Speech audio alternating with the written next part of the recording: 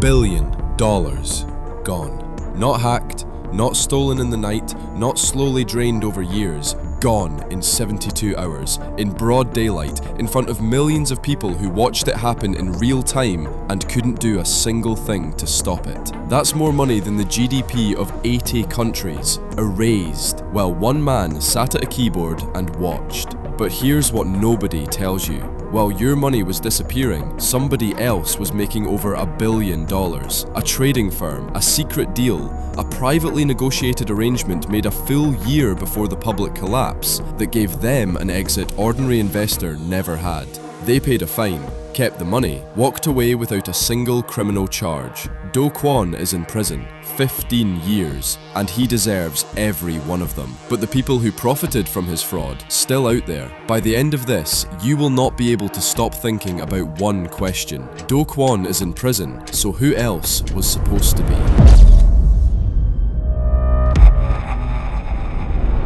Do Kwon was 27 years old when he co-founded Terraform Labs in 2018. Stanford computer science degree. Absolute conviction that he had cracked a problem no one else could. The kind of certainty that looks exactly like genius until it doesn't. By early 2022, his stablecoin, Terra USD, known as UST, had an $18.7 billion market cap. Not backed by dollars in a vault, backed by an algorithm, a mathematical relationship between UST and its sister token, Luna, trading at $87 a coin. Think of it like two men on either end of a seesaw. When one goes down, the other goes up. The peg holds. Except both men are made of code, and there is no ground beneath them. On top of that, he built Anchor Protocol, a savings product offering 19.5% annual returns at a time when your bank was paying 0.06%. $14 billion poured in. Teachers, nurses, retirees, people in Seoul who deposited their entire life savings. They trusted the math because a man with a Stanford degree told them it was unbreakable. Economists were not so sure. They pointed to a structural flaw built into the design. If UST ever lost its dollar peg, the system wouldn't self-correct, it would self-destruct. They published their findings publicly. They warned anyone who would listen. Do Kwon saw every single warning, and this is what he posted on Twitter for the entire world to read. I don't debate the poor. He wasn't worried. And here's the part that should make your blood run cold. He wasn't worried because the machine had already broken once, secretly, 12 months earlier. And the people who quietly fixed it walked away with over $1 billion. The world never found out until now.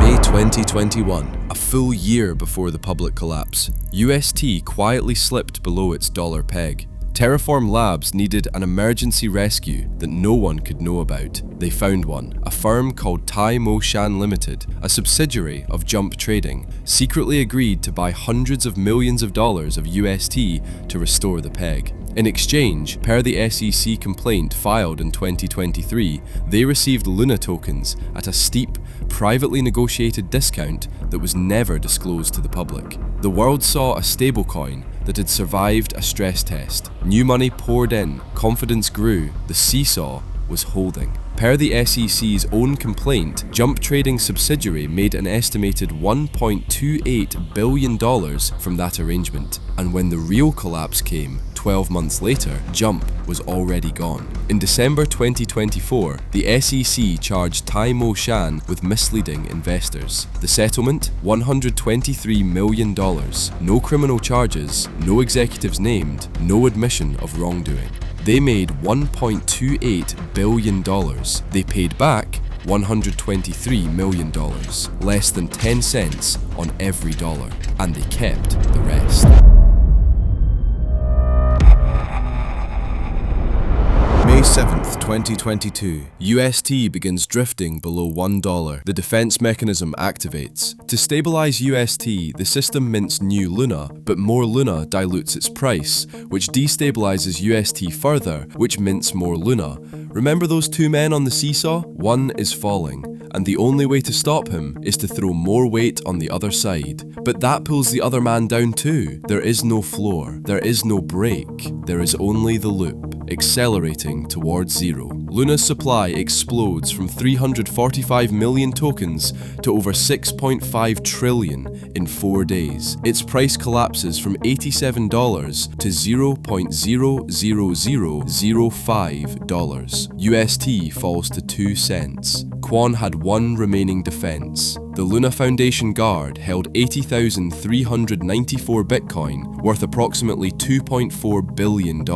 He had called it the thing that made the system unbreakable. Over the next 72 hours, every single Bitcoin was deployed. Blockchain analytics firm Elliptic traced the wallets. 52,000 BTC transferred to Gemini. 28,205 BTC moved to Binance in a single transaction at 1 a.m. UTC.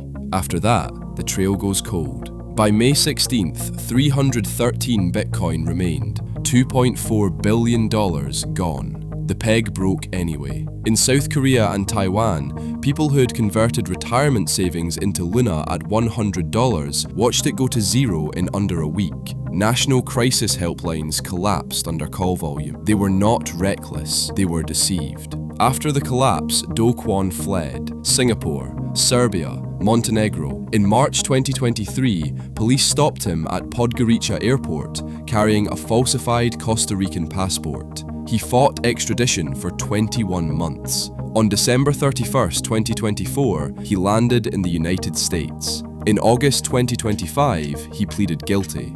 He said he had led people astray. He said he was sorry.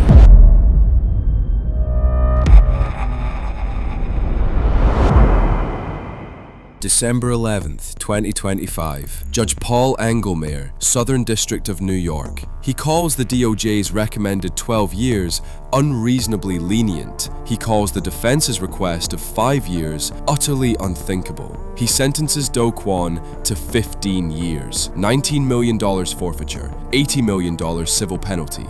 Terraform Labs agreed to pay $4.55 billion in restitution to victims.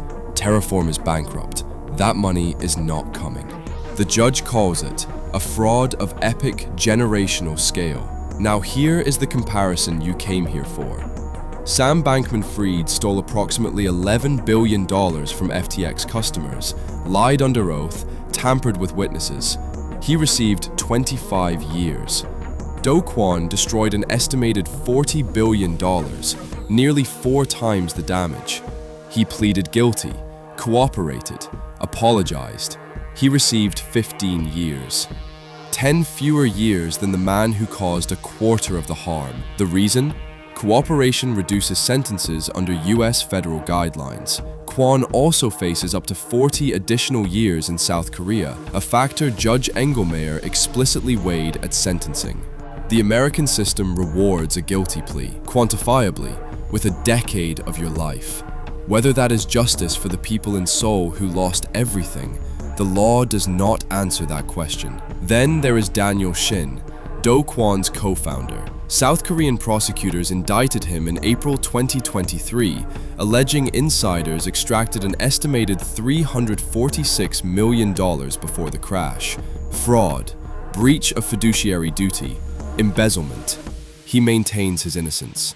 No US criminal charges have been filed. And Tai Mo Shan, the firm that manufactured a false signal of stability, extracted over $1 billion and paid $123 million to walk away clean. No criminal referral, no executives charged, no admission of wrongdoing. Here is where it stands. One man is in prison for 15 years. One firm paid a fine and kept its profits. One co-founder is fighting charges in another country. And $40 billion, most of it from people who could not afford to lose it, simply ceased to exist. Do Kwon built the fraud, but he did not build it alone. And the system that was supposed to prevent this found one person to blame, let the profitable ones walk, and called it justice. The machine had already broken once, secretly. The people who fixed it made $1 billion.